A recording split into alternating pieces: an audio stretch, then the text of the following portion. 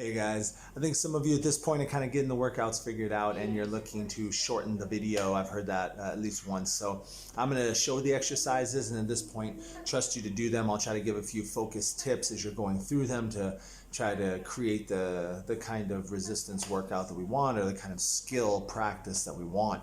So taps, wraps, and slaps always. So remember, we're here, we're up high, we're down low. It should be 5 seconds in each position. We're behind the back, we're under the butt, and we're behind the head. Be careful not to throw and break anything in your house. I'm in the kitchen with glass. Wraps, 5 in each direction. And we're down here, and other direction. And we're up here, and the other direction. You're doing 5 of each. I'm just going through the workout. You should pause this now and make sure you've completed taps and wraps, slaps, ball from the bottom side, ball from the bottom side, ball from the bottom side 5 times, ball from the top 5 times, from the side, 10 total, coming from each side. Squeeze that when you hit it. You don't want it popping out. This isn't just a slap, sloppy. It's control. We're there. Yeah.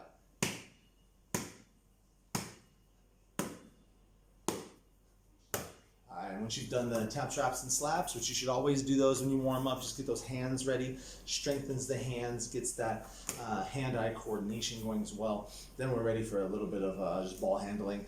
Many of you are saying you can't dribble in the house because it's disrespectful or dangerous to things within your home. Great. Some of you are saying you have low ceilings, so we'll keep everything tight. For the first part here, we'll just go figure 8 in the front. Ask you to do 25 of those. Once you got 25 in the front, go 25 in the back. So that means I'm scooping around to the back side. It's hard work, it's hard work. If you're bent over like this, it gets really hard. You've got to sit, knees at 90 is the easiest. And then you can really groove. You can move fast. And you'll figure out your body. Everybody's body and their lengths are different. You just got to figure out your spot. So get that one going up in front. One direction and the other. I do 25 of each.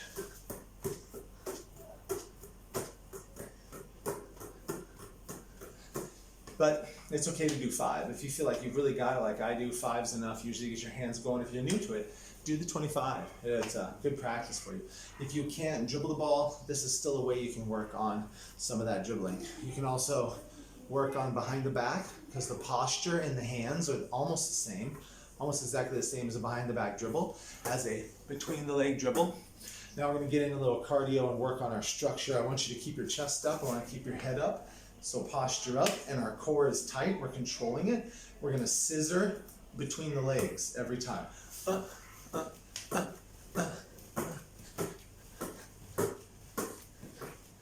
25 of those. So remember, you should be pausing the video frequently. Don't pause now though. That one is going to go along. That's very similar to our scissor, so it's a bit of a bounce workout. And we're going to join that together with a single leg squat. Single leg squat is a new one.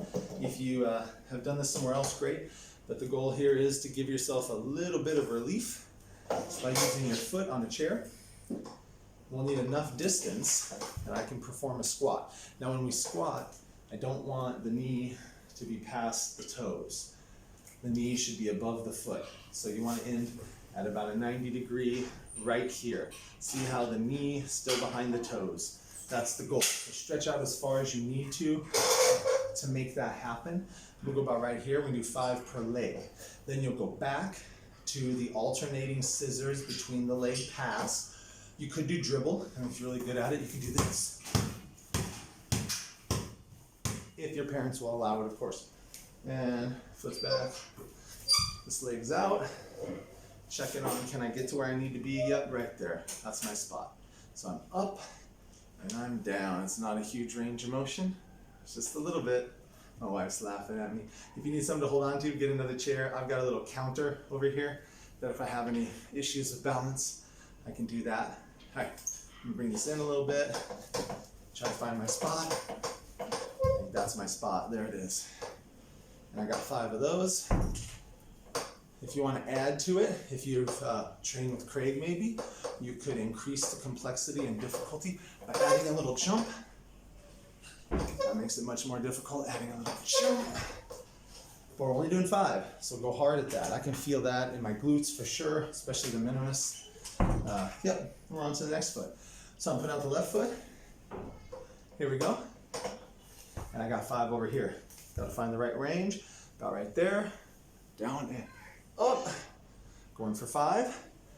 If you want to add to the difficulty, then I would encourage you to go up on your toes and even jump. Then you've got to reposition yourself on every single time. But it is brutal. Isolates the legs. Do 3 cycles, please. I've just completed 1. I'd ask you to do 25 of the alternating scissor passes. And 5 on each leg of the 1-leg squat. And make it as hard as you need to, no more than 5 reps. Don't overdo this, 5 reps, 3 total cycles, you're done with the bounce portion of your workout. Say hi. Bedtime? Time to read books, huh? I've got Rena's bedtime, so I wrap this up. I want to do your core. This is going to be a big one. You're going to focus on the core. Core is overlooked. Some of us, when we're moving, our body's sloppy. We have very little control of our body. Being able to be shifty, having our shoulders to be able to like shoulder fake or bump people when we're playing ball. The power in that kind of movement is here. It's here. Now, I'm a little chunky these days, not as tight as I have been, but the muscle's still there because I work on it a little bit. So what I'm asking for, we're going to do a plank series that ends with dog pose. So 3 cycles of this exercise set. You're going to start out with your planks on the front, but planks aren't enough. We want to work on the movement that's being controlled by the core. So isometric, just holding a plank, it is good for you. It's quite good, right? But I want to introduce controlled movement through it because when we're a player and I'm dribbling in and I'm bouncing against somebody, there's motion in there and I have to be able to control my body while moving, while having resistance applied to my system, like somebody pushing. So I want you to be able to get that same kind of experience in your exercise. So this is it. Our plank, we'll actually start with a reverse plank. So this is going to look kind of like a dip set, straight body. I got my weight on my heels, straight body, lift 1 leg up. 3, 4, 5, count to 5. 1, 2, 3, 4, 5. Then I'll go to my side for a 25. 1 arm, here you go. Count to 25. Body straight. This is isometric. So we're going to tap from fingers to the sky. And we're not just flopping it. You'll start to get floppy. Control it. 5 times slow. Trying to keep your hips in their position. Try to keep your hips in the same position. I'm controlling my core. 5 taps left, 5 slow taps right. Should be close to 25 seconds, maybe 30. Try to keep those hips where they are. Keep breathing well.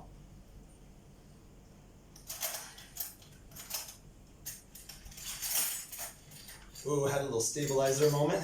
Caught it. Do not go unless you've stabilized your body. Next, this will be the 3rd and final exercise of this 3-cycle superset. Down in the plank position. And if you need to make it a little easier, you can widen out your feet. Make it harder. Put your feet together, feet to feet. On this one, slowly touching the shoulder. Notice I'm not doing this. That's not me. That's not what we're doing. We're controlling the core, keeping our shoulders level to the ground, and we tap and reach up. Hold. 1 second. Then keep the shoulders level. Tap and reach up. Tap. Level shoulders, down. That's 1. Got to do 5. Looks like this. Here's number 2. Tap, reach up, back down, tap, and done. Half of 2.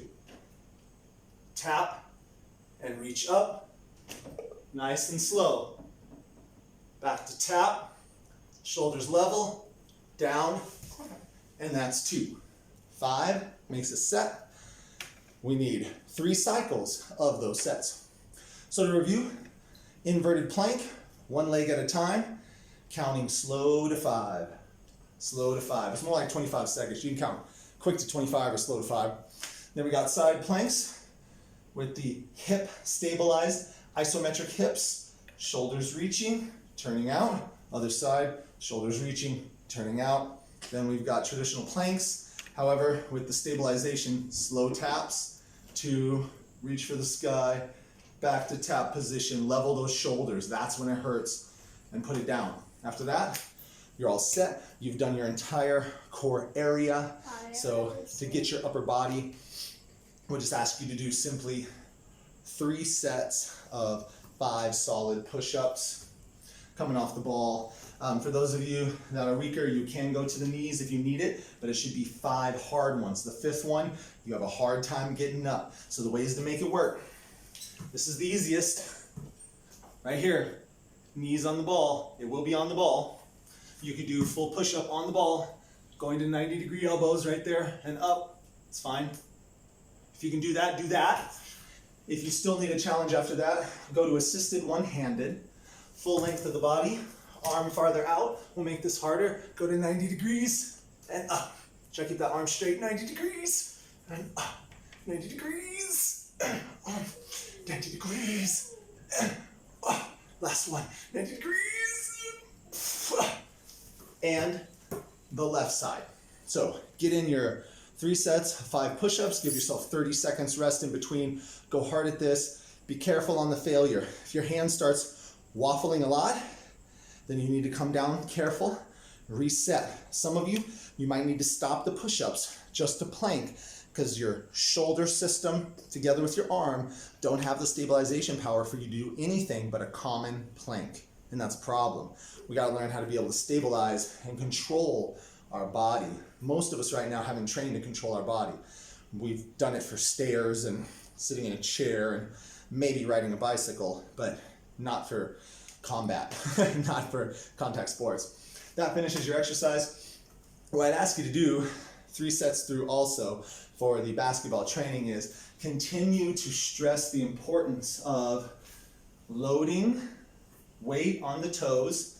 When I strike my foot, the heel's almost touching but not quite, and I want to be able to come into a shot. You can 1, 2 to rise up, or you can toss 1, 2 and rise up. Do that both directions. So exercise number 1 is 1, 2 into your shot. If you can't dribble, you're like this. If you can dribble, do both. 1, 2. Can you see the footwork down below? Hey, Bryn, this part, can you come behind me so they can see my feet? Thanks, baby.